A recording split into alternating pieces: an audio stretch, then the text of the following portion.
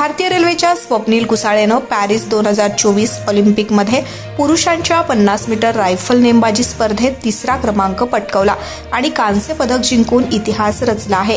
ही उल्लेखनीय कामगिरी भारताचे 50 मीटर रायफल 3 पोझिशनमध्ये पहिले ऑलिम्पिक पदक आणि पॅरिस ऑलिम्पिक खेळांमधील नेमबाजीतील देशाचे तिसरे पदक आहे। अंतिम फेरीत एकूण 451.4 गुण मिळवत स्वप्नीलचा क्रीडा पदकासाठीचा हा प्रवास चमकदार कामगिरीचा होता।